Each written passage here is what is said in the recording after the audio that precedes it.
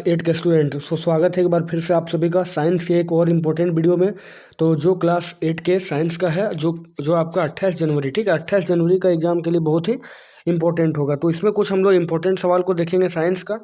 जो दोस्तों 2023 का जो ओरिजिनल क्वेश्चन है, 2023 का जो एग्जाम हुआ था जैक बोर्ड क्लास 8 का, उसी का क्वेश्चन है, ठीक है। तो ओरिजिनल क्वेश्चन है। तो आपको पहले ही वीडियो में बताया था कि मॉडल पेपर या तो फिर प्रीवियस ईयर क्वेश्चन बहुत ही इंपॉर्टेंट होता है। तो चलिए आज हम लोग 2023 के क्वेश्चन को देखते हैं कि कौन कौन सा क्वेश्चन आया था, ठीक है।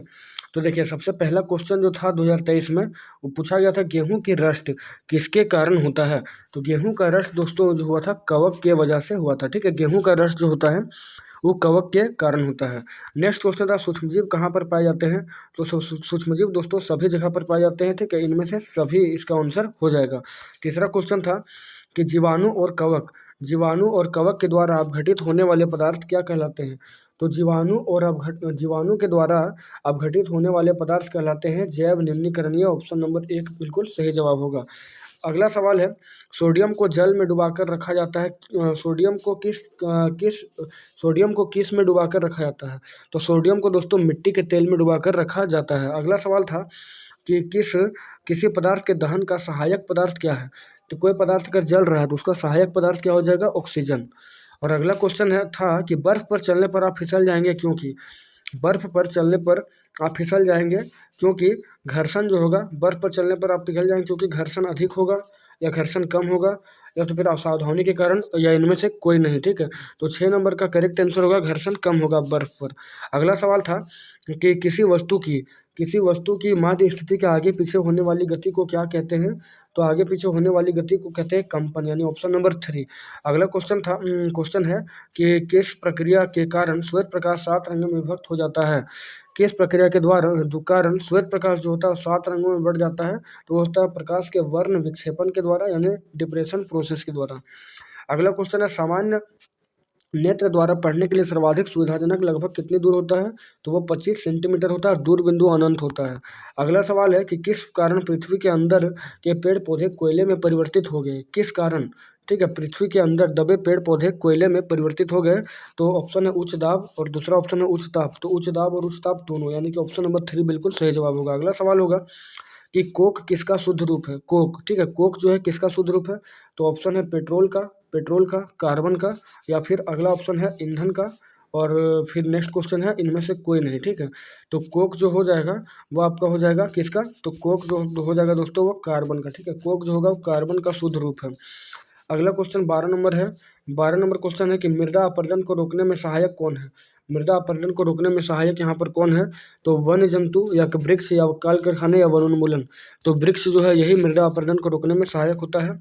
अगला सवाल है कागज का कितने बार पुनः चक्रण संभव हो सकता है, ठीक है। कागज का पुनः चक्रण कितनी बार हो सकता है। तो 5 से 7 बार, यानी ऑप्शन नंबर 1 बिल्कुल सही है।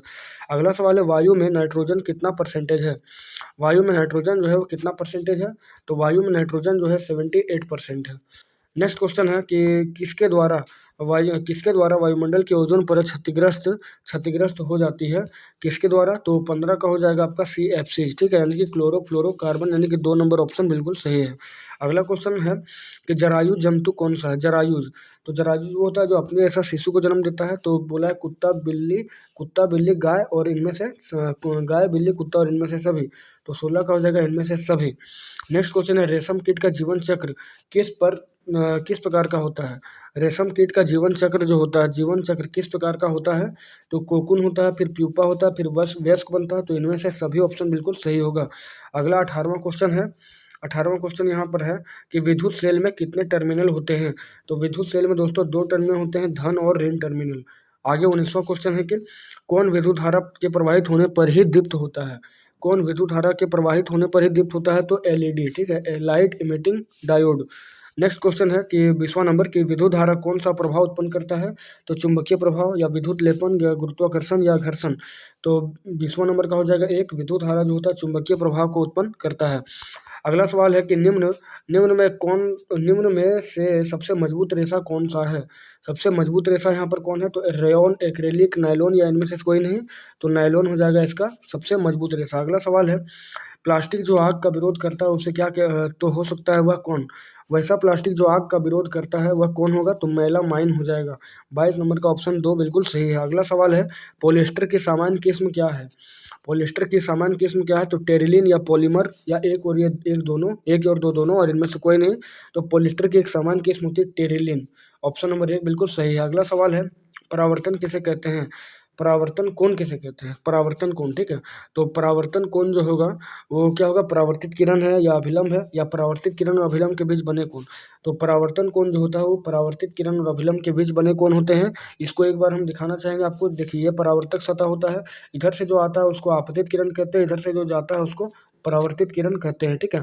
और बीच में आपका नॉर्मल होता है, एक अभिलंब होता है, और यहाँ जो कोण बनता है इसको आपतन कोण कहते हैं। और ये जो कोण बनता है यानी कि आपतित परावर्तित किरण और अभिलंब के बीच बने कोण को क्या कहते हैं? तो परावर्तन कोण कहते हैं। ये कोण आपका परावर्तन कोण हो जाएगा।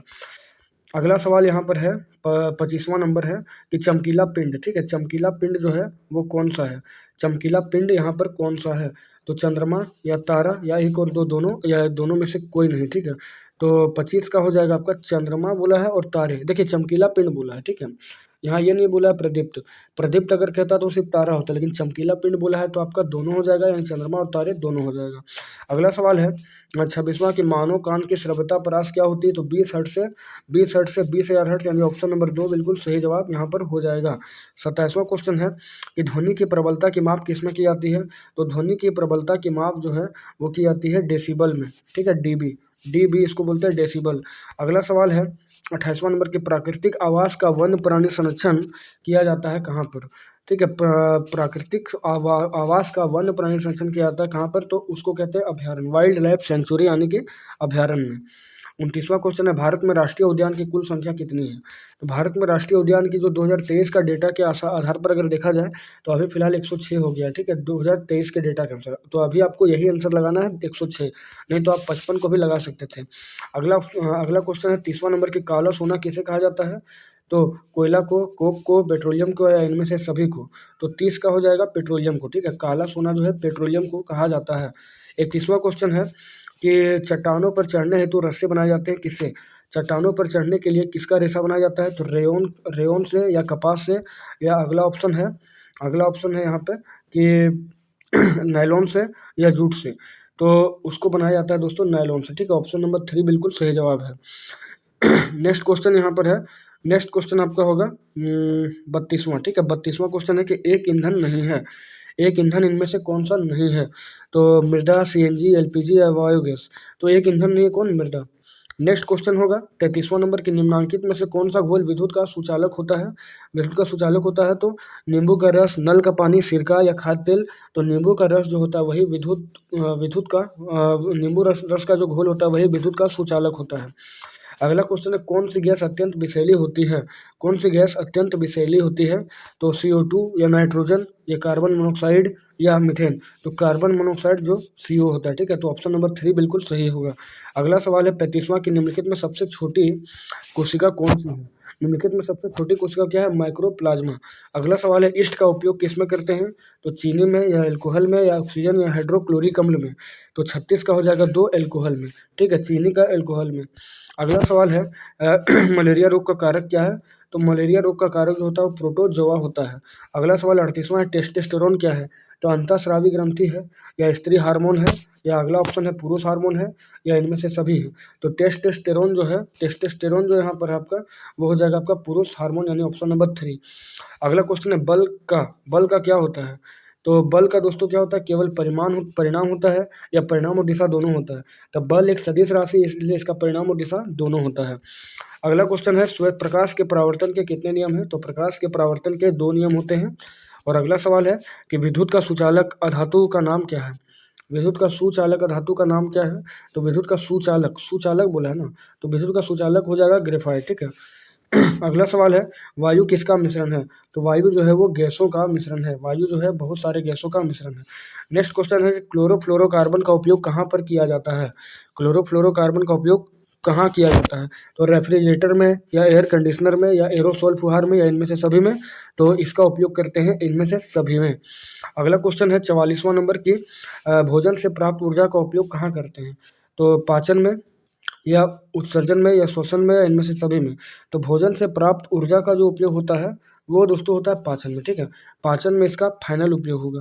अगला सवाल है, जब 45वां नंबर होगा यहाँ पे कि तेलीय सतह, तेलीय सतह से क्या होता है?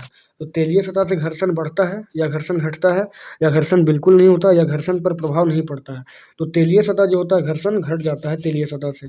नेक्स्ट क्वेश्चन 46वां है कि आवृत्ति का अस्थायी मात्रक क्या होता है? तो आवृत्ति का अस्थायी मात्रक अगर बात किया जाए तो उसको हर्ट्ज कहते हैं, यानी कि हर्ट्ज। अगला सवाल है 47वां नंबर कि पृथ्वी के अचानक कंपन को, पृथ्वी के अचानक जो है कंपन को क्या कहते हैं? तो पृथ्वी के अचानक कंपन को दोस्तों भूकंप कहा जाता है और इसको सिस्मोग्राफ के माध्यम से देखा जाता है। अगला सवाल है, समाप्त होने वाला प्राकृतिक संसाधन कौन है? वायु, सूर्य का प्रकाश, खनिज और इनमें से सभी। तो समाप्त होने वाला जो है वो खनिज है, ठीक है। यह एक अनवीकरणीय संसाधन है। अगला सवाल है कि क्लोरोप्लास्ट, क्लोरोप्लास्ट किसमें पाया जाता है? तो जड़ में, तना में, पत्तियां में या इनमें से सभी में। तो क्लोरोप्लास्ट जो होता है वो पत्तियां में, हरे पेड़ पौधे में पाया जाता है, पत्तियों में। इसके माध्यम से प्रकाश संश्लेषण की प्रक्रिया पूरा संपन्न होता है और पेड़ पौधे अपना ग्लूकोज के रूप में और मंड के रूप में अपना खाना बनाते हैं। अगला सवाल और अंतिम सवाल है कि सर्वप्रथम चेचक के टीके की खोज किसने किया? तो एडवर्ड जेनर के द्वारा सबसे पहले चेचक के टीके का खोज किया गया।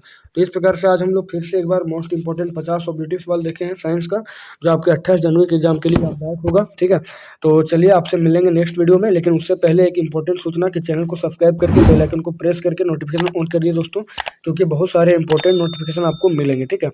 और 28 तारीख का एग्जाम के लिए आपको एक बेहतरीन तैयारी करवाया जाएगा इस चैनल पे।